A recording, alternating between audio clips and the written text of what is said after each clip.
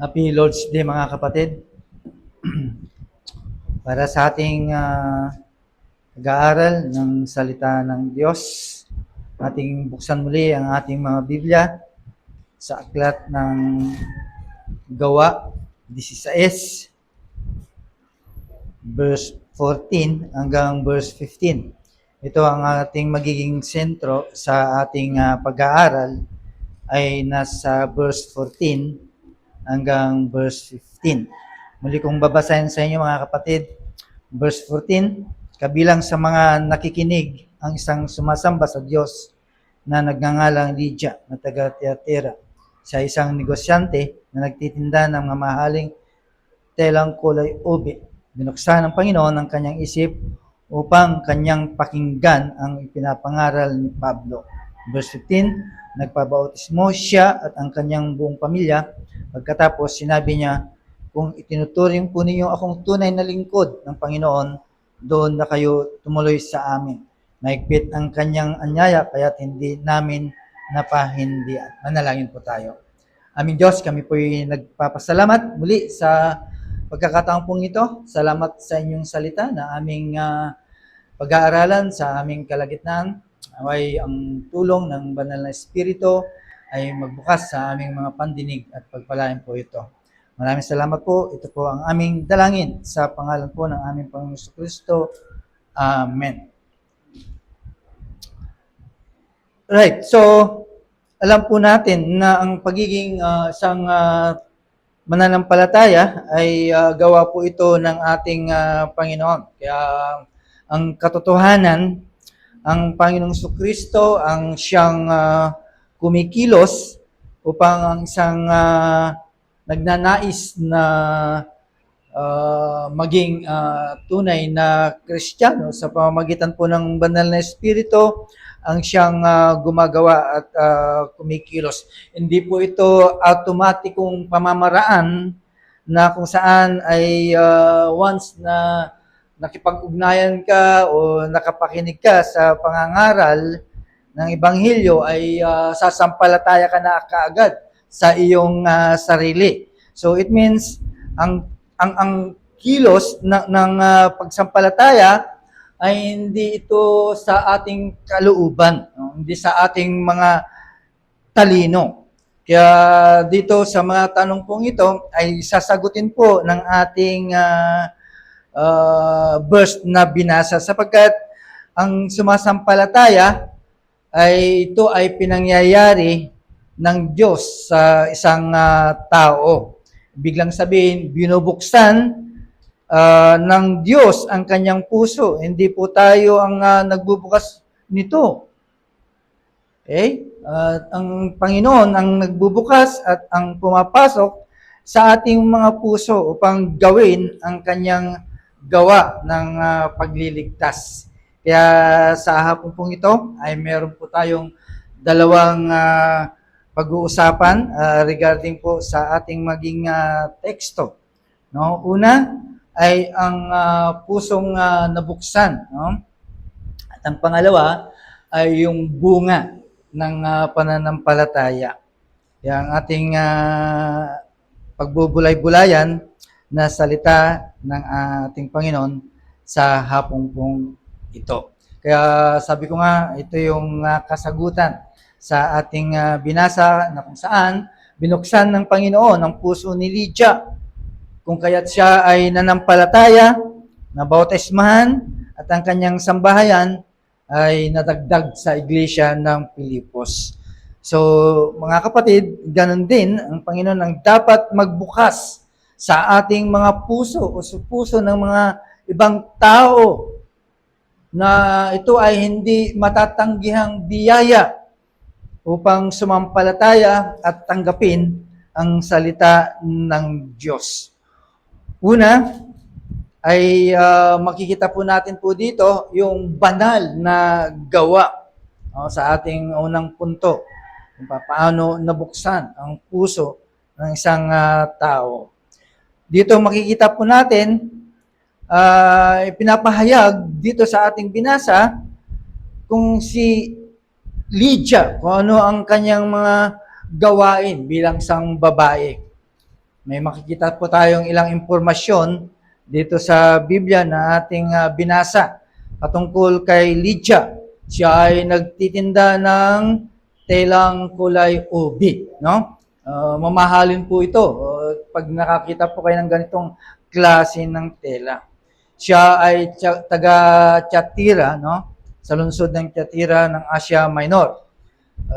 Dahil doon, siya ay lumipat sa Pilipos, kung saan ay patuloy siyang nagtinda ng mga paninda po niya. Itong mga tilang ito. Ang mga tilang po ito ay para sa mga mayayaman na sakop ng Roma. So, sa iba pang impormasyon, ay makikita po natin na siya yung pinaka-head, no? Pinaka-ulo ng sambahayan sa Pilipos. Wala lang binanggit dito sa ating teksto kung nasaan ang kanyang asawa. Pagpalagay natin, siya ay patay na. Yun yung pinakamalapit na interpretasyon. No? So, si Lydia bilang balo, siya ang pinakaulo ng kanyang sambayanan, ng kanyang mga katulong at ang kanyang mga anak. It means siya yung pangunahin. Okay? At siya ay sa ating pagbasa sa ating teksto ay sumasamba po siya sa Diyos. So it means si Lydia ay isang orihinal na isang hintil at pagano mula sa Thyatira. Gayunman, na siya ay sumasamba sa Diyos, ay nangangahulugan, siya ay nagbago. No? It means from sa kanyang pinanggalingan at pinuntahan ay naging Judaism po siya. No? Naging Judaismo po siya. Okay? Doon sa kanyang pinuntahan dahil sa kanyang paglipat. So, ibig lang sabihin, sa kanyang mga natutunan, nakita niya sa mga kautusan at yung mga hula na darating ang Misayas. Tandaan po natin, upang makilala si Kristo tungo sa kaligtasan, tandaan po natin, dinadala ng banal na espiritu. No? Katulad ni Pablo, dinala si Pablo doon sa Pilipos. Ang Pilipos kasi nasa tabing nasa tabing ilog po ito, no? At nakita po doon, natagpuan si Pablo, nakakita po siya ng isang grupo ng mga relihiyosong kababaihan. Makakita po siya, mga religious people. At sila ay mga nagkakatipon-tipon po doon at nakikipag-usap o nag-uusap sila tungkol sa salita ng Diyos. Of course, mula sa pananaw ng tao o mga grupo ng mga babaeng ito, ay maaring sila ay mga paggano. It means sila ay tao na kung saan ay pinag-uusapan kung ano yung kanilang mga natutunan na pakinggan. No? Yun po yung grupo na kinabibilangan po ni Lydia. No? At of course, puro mga babae ang mga ito. Maaring grupo lang ito ng mga negosyanteng mga babae. No? Kaya dito ay si Pablo, alam natin, kikita po natin kung paano kumikilos ang banal na espiritu pagdating sa pagliligtas. Kaya doon sa pagpapadala kay Pablo doon sa lugar pong yon ay hindi po yun aksidente, no? It means ito ay pamamaraan po ng banal na espiritu upang mangaral doon sa mga grupo pong yun. No? Pinadala doon si Pablo para mangaral.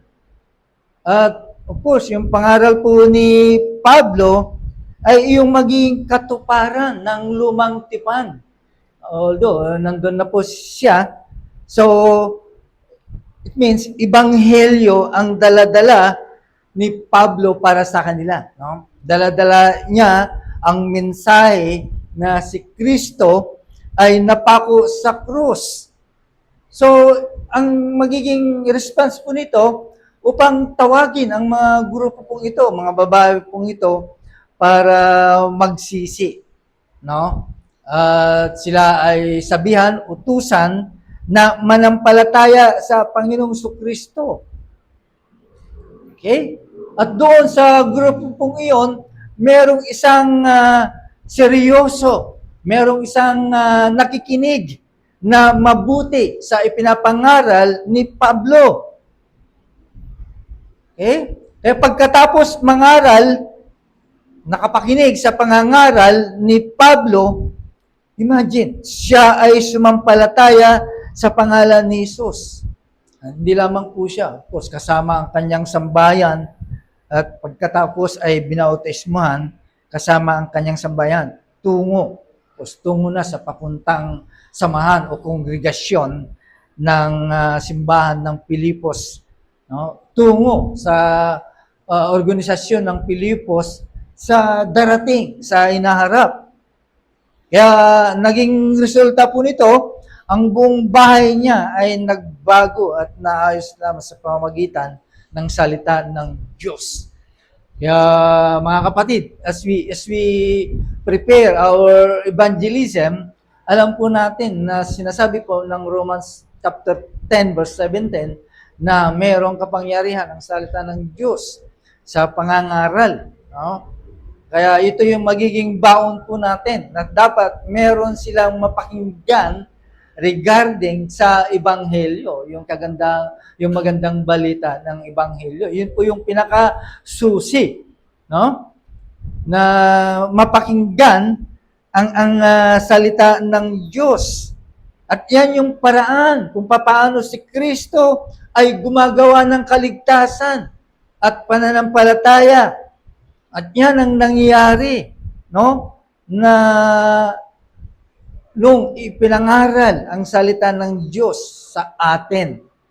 Okay? Kaya importante talaga na mapakinggan. Right? Yan yung pinaka-means, pinaka-susi para ang tao kapag nakapakinig ng salita ng Diyos at yan po yung gagamitin. Now, tignan po natin kung paano tinanggap ni Lydia ang salita ng Diyos at kung paano siya ay sumampalataya dito. Okay?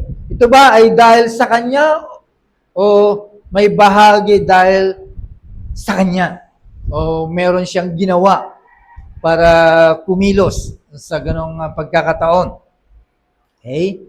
O maaaring si Lydia ba ay sa kanyang kalayaang pagpapasya upang maging Kristiyano siya at sumampalataya po siya?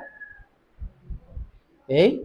O siya ba ay sa kalikasan ay bukas sa pangangaral at sa katotohanan sa pamamagitan ni Pablo? Or kumatok ba si Jesus sa pintuan ng kanyang puso? Okay? At hinintay ba ng Panginoon o ng Diyos na buksan ang puso ni Lydia upang makapasok ang ating Panginoong Hesus? Okay? Tandaan po natin, itinuturo ng kasulatan na walang lalaki o babae sa kalikasan. Ibig sabihin sa kanyang kalikasan, sa kanyang total depravity o sa kanyang likas na makasalanan, ay walang tatanggap, no?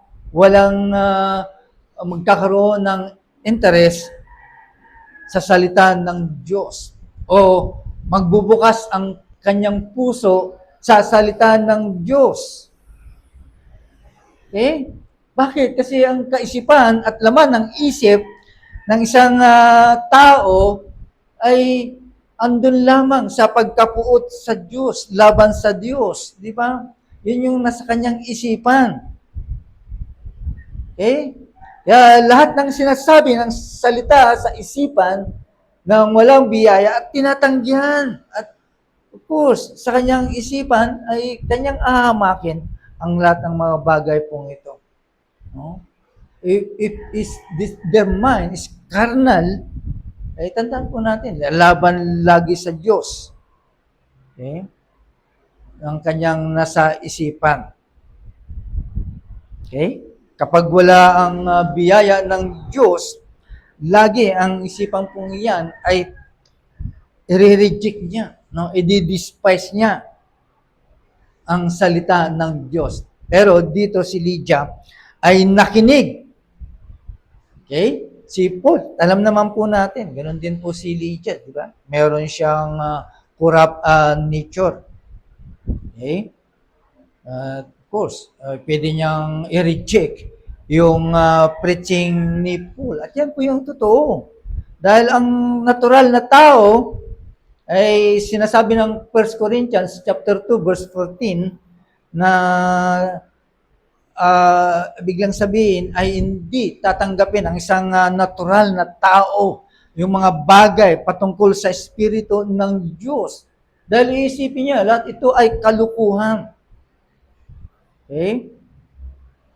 Dahil meron po siyang problema. She is spiritually discerned. Di ba? At walang kakayahan na tanggapin o maintindihan ang salita ng Diyos.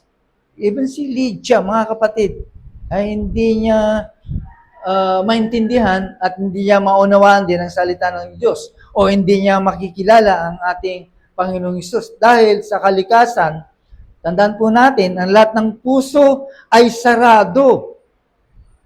Okay? Kapag sarado ang puso ng tao dahil sa kanyang likas, ay hindi niya papapasukin ang ating Panginoon. Di ba? Kahit sa kanyang kalooban, kakayaan, he never desire or choose. Hindi niya gagawin po yun. No? Hindi siya magsisisi at maniniwala kay Kristo. Why? Because of total depravity. Di ba?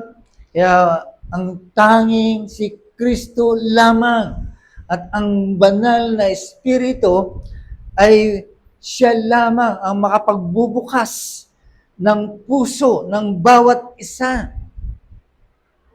Okay? Because of His irresistible grace. No? Yung walang makapagpipigil na sa kanyang biyaya. At yan ang nagbukas sa puso ni Lydia. At yan ang ginawa. Okay? At yan ang ginagawa bago dumating si Paul.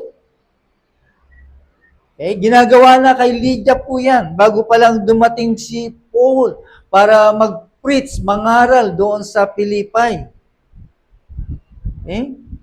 At hindi yan gagawin ni Lydia na bubuksan ng kanyang puso.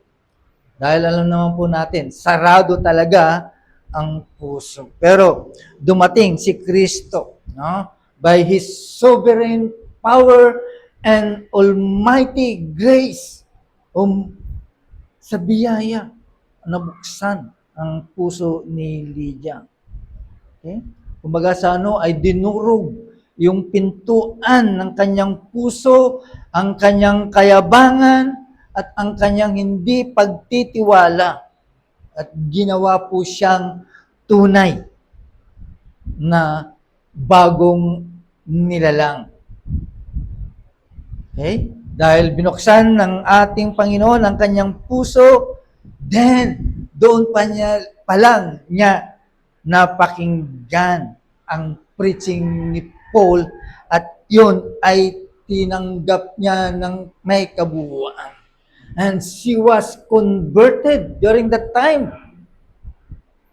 At yan din ang ginawa ng ating Panginoon sa atin. Di ba? Binuksan ng Panginoon ang ating mga puso. Kaya ikaw ay nagkaroon ng interest at pagmamahal sa salita ng Diyos. Hindi na ikaw. Hindi na inintay na ikaw ang magbubukas ng puso. Okay? By His grace, almighty grace, open the door of our hearts. Okay? And He came in His saving grace. Yan po yung nangyayari. Kaya kapag totoong ikaw ay binago ni Kristo, okay, ay dadalhin talaga sa iyo ang gospel. Okay? Sa pamamagitan ng mga pangangaral, iyan ay pinanawalaan po natin. Okay? Tandaan po natin mga kapatid, once Christ open our hearts at yan ay pumasok, tandaan po natin, mananatili po dyan, magpakailanman sa ating mga puso. Okay? Na kahit makalakad ka o minsan nakalakad ka sa kasalanan for a time, ay hindi pa rin siya aalis sa iyo. Okay? Na ang iniisip ng iba, once na sila ay bumagsak sa kasalanan, mawawala na sa kanila si Kristo. Pero hindi eh.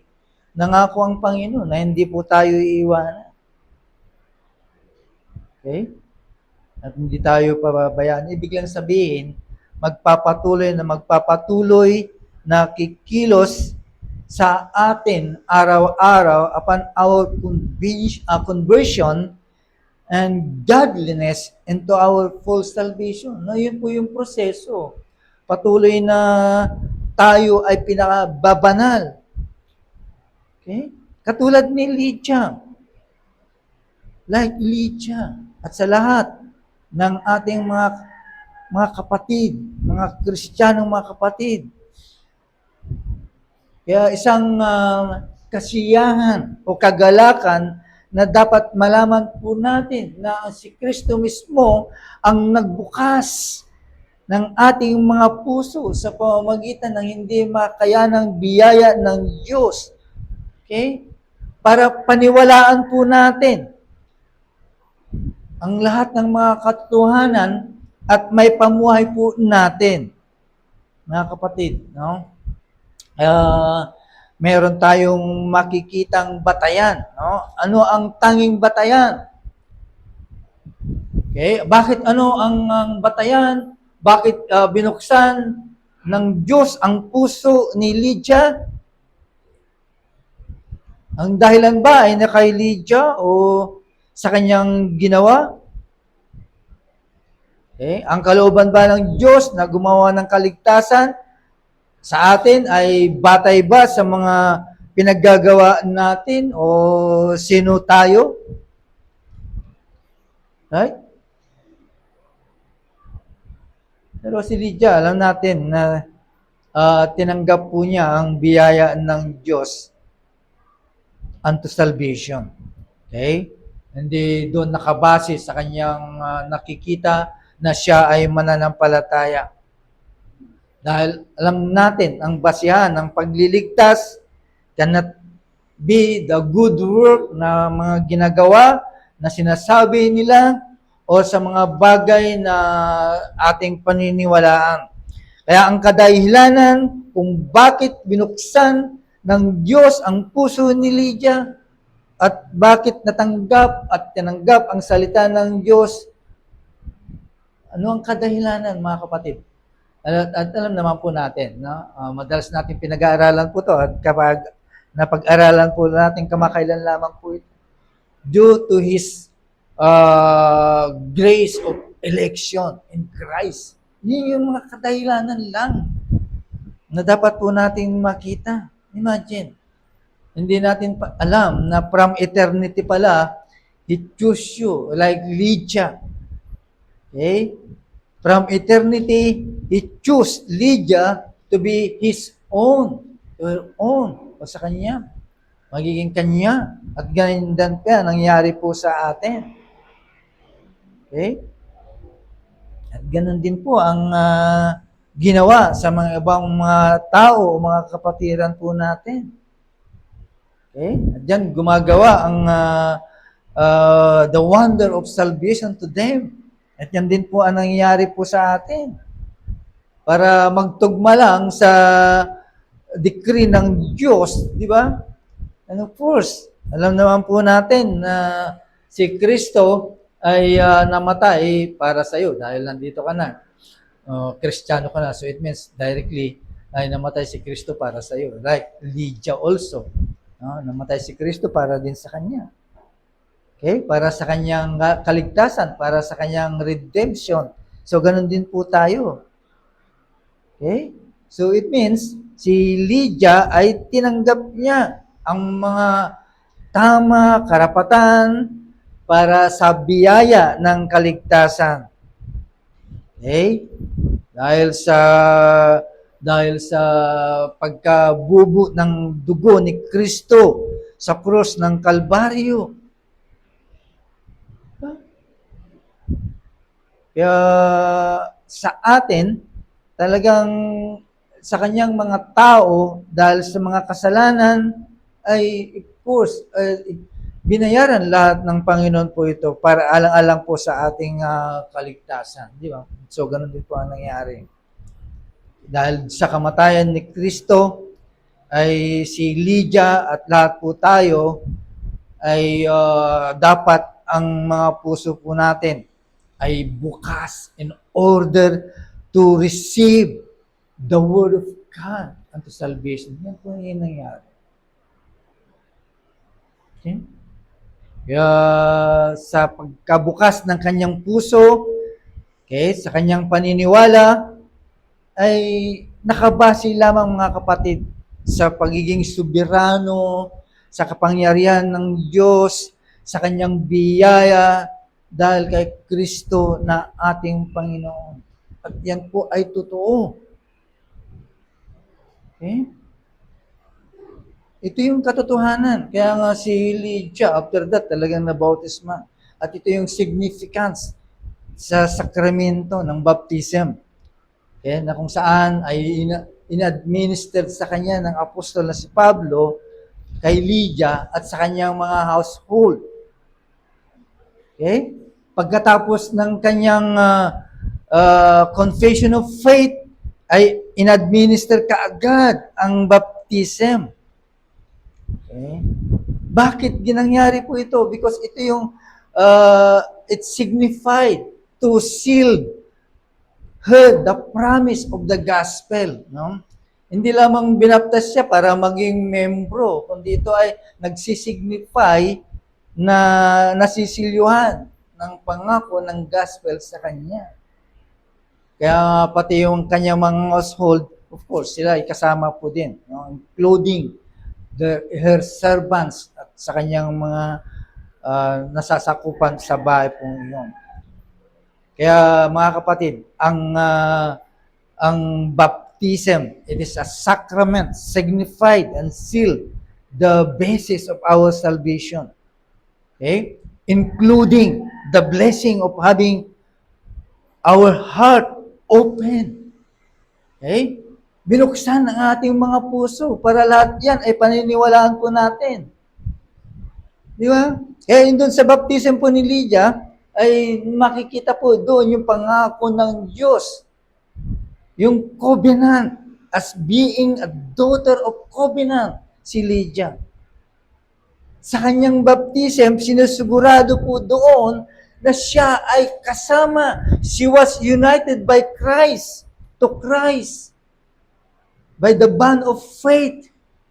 Kaya yun po yung significance ng baptism. No, mga kapatid, hindi lamang yung pabaptize na ako, okay na. Yeah. May mga nagpapabaptize pero later on, nawawala. It means, ang kanilang mga puso ay hindi nabuksan because hindi naintindihan ang mga baptism. Kaya ang kanyang pagbaptize sa kanya, nagbibigay ito ng assurance na ang banal na espiritu ay patuloy na kumikilos para pakabanalin ang babaeng ito. Okay? To make her as a holy, a saint of God sa kanyang buong buhay. At yan po yung nangyayari po sa atin. Okay?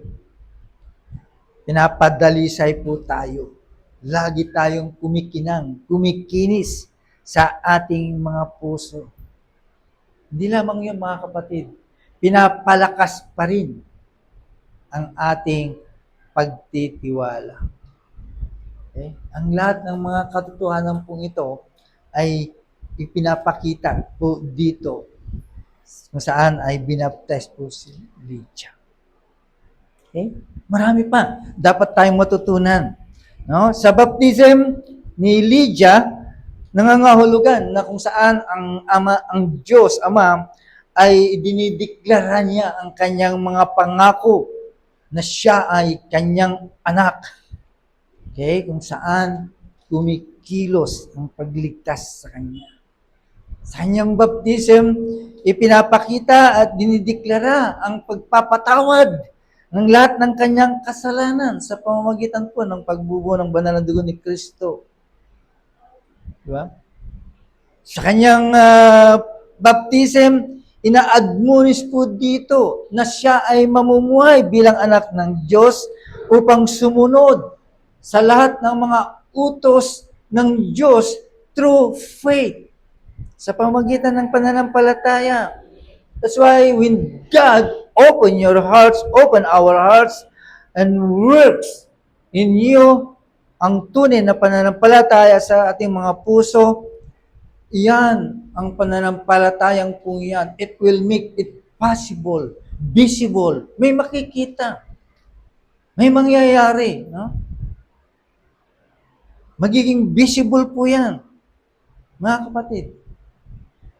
Walang hindi makikita po dyan. Meron. Kaya sa pangalawang punto po natin, makikita po natin yung bunga ng pananampalataya, the fruit of your faith.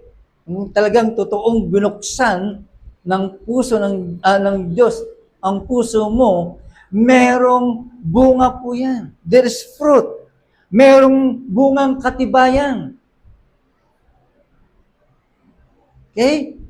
Ang katotohanan, yung puso ni Lydia, nung siya ay nabuksan, there was an abundantly evident. May mga ebidensya na nakita, na lumabas sa pagbubukas ng kanyang puso. Now, in verse 14, no? Sabi po dito, she attended the things which were spoken by Paul. Ibig sabihin, ito yung kadahilanan ng kanyang conversion. Okay? Pero yung ang layunin ng kanyang pagbabagong loob, ang layunin po doon upang ay magpatuloy, no? Para mas lalo pang higit na makilala po niya ang Panginoon. Okay? Ang kadahilanan is to grow in the grace and knowledge of Jesus Christ. Okay? Ito yung kadahilanan ng kanyang conversion. Okay? Kaya nga, ang puso po natin, binuksan din ng Panginoon po yan upang tayo ay magpatuloy na makinig sa mga aral, mga preaching, mga sermon, para ikaw ay lumago sa kaalaman sa salita ng Diyos. Isa pa na makikita po kay Lydia, siya ay seryoso. She carefully listened. Okay? Ano yung nakikita po natin po dito? Nakikita po natin po dito, talagang binigyan po niya ng attention kung ano yung mga sinasabi tungkol sa preaching. Of course, sa kanyang pakikinig, para niyang napapakinggan ang boses ng ating Panginoon. Parang napapakinggan po niya ang boses ni Kristo. Diba? That's, of course, ganun din sa ating mga kapatid. Through the preaching of the Word, lalo na po ngayon. Ibig lang sabihin, nangungusap si Kristo sa iyo. Nangungusap ang ating Panginoon sa atin. Okay? Dapat makinig po tayo. We should listen carefully. Lalo na sa mga preaching ng salita ng Diyos. Dahil bakit? Gusto mong mapakinggan si Kristo. At gusto mong sundin kung ano man ang instruction na sinasabi po doon. That's why we are carefully listening. Okay? Bakit? Kasi ebidensya po yan na ang puso mo ay binuksan. Kung hindi ka nakikinig, wala. O hindi ka seryoso. Okay? Ebidensya po yan ng pagbubukas ng ating mga puso. Yung ikaw ay nakikinig, carefully listening to the preaching of the word. Ano pa nakikita po natin, mga kapatid, ang nangyari kay Elijah? Nagkaroon po siya ng gratitude sa Diyos. Di ba? Ano nangyari? Nagkaroon po siya ng hospitality doon sa mga apostol. Okay? Kay Timothy, kay Silas, at saka kay Luke. Nagkaroon po siya. Naging mabait po siya. Okay? Na ibig lang sabihin, si Lydia ay talagang naranasan po niya yung tamis ng biyaya ng Diyos at ang awa sa kanya. Yan po yung naging bunga. At hindi lamang po yun, mga kapatid. Mapagpasalamat po siya. That's why he persuaded Paul. No? Niyaya po niya. At sa lahat ng mga kasama na nandoon na tumira sa kanyang bahay. Diba? Di ba bunga po yan ng pagbubukas ng puso natin, ng Diyos sa puso natin? Okay? At dahil sa kanyang pagpapasalamat, ay nagkaroon po siya ng kalooban, desire, para tumulong at suportahan ang mga ministeryo ng salita ng Diyos. Of course, sa kanyang pag-iingat, sa kanyang pag-aalaga sa lahat ng mga ministro na nandoon. Okay? Mga ministeryo ng Diyos, ng salita ng Diyos. Tulad ng tatlo, di ba? Nakita po natin kung paano niya sinuportahan ng mga bagay na ito. So, that's it, no? Ganon din po tayo. At yan po din ang nangyari po sa atin sa ngayon. At yan ang nangyayari ngayon sa mga mananampalataya. Okay? Dahil sa kanilang pagpapasalamat, ay talagang handang tumulong, handang sumuporta sa lahat ng mga ministry. Okay? Sinasama po natin sa ating mga panalangin, sa ating mga kaloob, ating mga offering, para dumaloy at lumarga ang salita ng Diyos through preaching, para mapakinggan ng mga tao. Lalo na ngayon, every Sunday na pinipreach dito sa ating pulpito. So, ibig sabihin, makikita po natin po dito si Lydia na talagang ipinamuhay po niya ang katotohanan na sinasabi po doon sa James chapter 2 that faith without works is dead. Okay? Pinatunayan niya po doon na kung saan ang tunay na nananampalataya ay merong dinadala at may bunga ng magagandang gawa. At hindi lamang po yun. Merong walang katapusang pagpapasalamat sa Diyos. Okay? At ito ang nangyari. At ito ang nangyari sa kanyang confession of faith. Okay?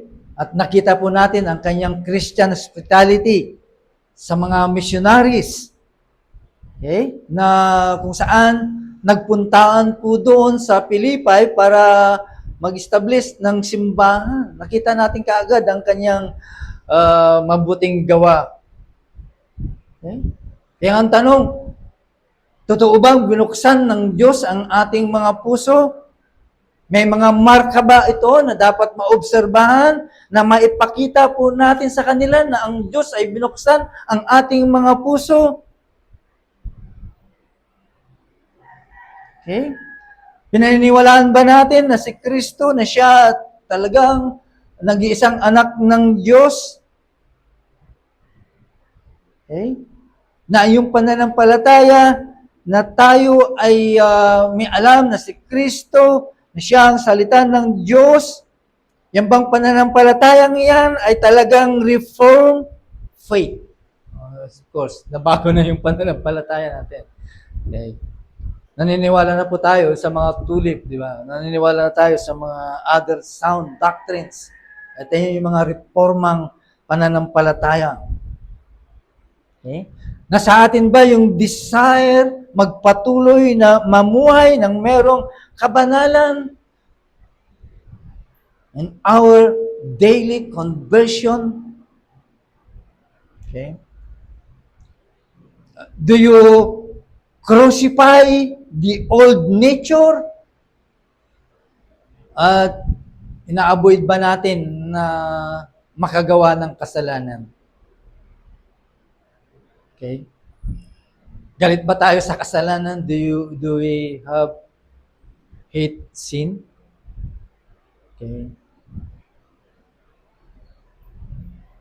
Or mahal natin ang commandment ng Diyos o pinag-uutos po ng Diyos. Kaya dinidesire ba natin na ilagay po natin sa ating mga sarili, okay, na bagong nilalang kay Kristo. Okay? Na patuloy na lumalakad po tayo, okay, sa pagmamahal at kapayapaan kasama ang Diyos. Yung bang pananampalataya mo ay naging ebidensya ba yan ng iyong pang-araw-araw na buhay?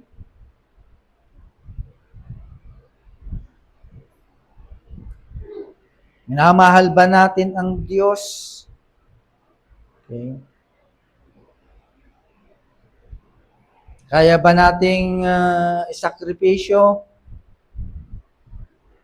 ang ating mga gawain? Ibig lang sabihin ay, do we keep the Lord's Day? Na pwede pa nating mag-refuse to work in the field or in the market o harvest on the field on Sunday. Pwede, kaya ba nating iwanan ang mga yan pagdating ng Lord's Sunday? Sunday mismo, di ba? Lord's Day. Kaya ba nating bitawan ng mga yan? Okay? Pinagsisikapan ba natin sa araw ng linggo na dapat tayo ay sama-sama na naglilingkod o sumasamba sa Diyos? Okay. Resulta po ito, mga kapatid, ng pagbubukas ng Diyos sa puso po natin. Okay? Tayo ba ay nagsasalita ng mabubuting salita? Right? Or tayo ba ay nakikinig ng mga biblical songs? Or pinalitan na natin ng mga tempted songs? O mga worldly songs? Or mga wicked songs? Di ba? Tanda po yan ng pagbukas ng Diyos sa mga puso po natin. Or ikaw ba ay nananangan? Do you find refuge? Okay? And comfort sa pagkapako ni Kristo para makita, para ilabas ang kasalanan na hindi mo maiwanan. Yan ba ay nagbibigay sa iyo ng comfort to light of your great sins? Kaya mga tanong, nasa iyo ba ang mga marka pong ito? Okay? Kung ito ay nasa atin, when these things are present in us, maliwanag. Okay? Maliwanag, mga kapatid, that God, by His irresistible grace, open our hearts para tayo ay maniwala at mamuhay ng panibago at mamuhay ng may kabanalan. Tandaan po natin, kung lahat ng mga bagay na ito ay nasa atin, it is clear, maliwanag na ang Panginoon ay nasa atin at namumuhay sa ating mga puso. Bakit? Kasi ang Panginoon ay busy sa isang Kristiyano for sanctification. Busy ang Panginoon sa buhay ng isang Kristiyano sa araw-araw para mas sanctify po siya. Okay? Patuloy ba ang Diyos na ang pusong iyan ay laging bukas? Of course, kailangan because maraming pangako ang Diyos. God's promises to us are sure and certain. Ngayon, kung nakasarado ang puso mo at wala, ay paano natin matatanggap po ito? Paano na yung pangako ng Diyos na siya ay nasa atin magpakailanman? No? Na hindi niya tayo pababayaan. Of course. Having opened our hearts and living in our hearts, tandaan po natin, mga kapatid, hindi tayo pababayaan at iiwanan ng Diyos. Bagkus, He will continue to fill up our hearts. Patuloy na mapupunan ng kanyang biyaya at habag ang ating mga puso. Pagkatapos ng ating paglalakbay, after our earthly sojourn, okay? Ang pangako niya naman, no? Na tayo ay dadalhin sa kalangitan with Him. Okay? Before His throne in glory. Kaya itong mga puso pong ito na kung saan ay binuksan ng kanyang walang irresistible grace, no? Sa buhay po ni Lydia. Okay? Tandaan po natin, mga kapatid, pupunuin po ito. Aagos po ito. Okay? Ng kayamanan para maranasan mo ang tama at eksaktong pagliligtas ng Diyos. Okay? Pupunuin niya ang ating mga puso. Okay? Ng kagalakan at kapayapaan ng ating mga puso, mga kapatid. Kaya kung tunay na ang pusong iyan ay binuksan sa pamamagitan ng kanyang di matanghang biyaya sa buhay na ito, tandaan po natin, paapawin po yan. Okay? Paapawin po yan ng kanyang mayamang kaluwalhatian upang maranasan po natin ang ganap na kaligtasan tungo sa kalangitan. Manalangin po tayo. Aming Diyos, kami po ay nagpapasalamat sa kapahayagan ng iyong salita. Salamat po, Panginoon, sapagkat binigyan niyo po kami, O Diyos, upang muli po namin tignan, balikan ang mga marka ang tunay na binuksan niyo po ang aming mga puso. At yan ang nagbigay po sa amin po, Diyos, ng kaliwanagan. That alam po namin, Lord, na may mga marka po ito. At yan ang katunayan na ang pusong ito, ang puso ng bawat isa ay binuksan mo sapagkat makikita ang mga ebidensya po nito. Dahil sa anumang mga kadahilanan, nakikita mo po, O Diyos, ang katiyagaan ng iyong mga anak. Anuman ang magiging sitwasyon, andyan pa rin ang kanilang mga puso. Andyan pa rin sila, Panginoon. Anuman ang mga kadahilanan po, O Lord, ay hindi nagiging saggabal po ito sapagkat tunay na ang pagbubukas mo sa puso ng bawat isa ay hindi pwedeng takpan ng anumang bagay. Kaya maraming salamat po, Diyos.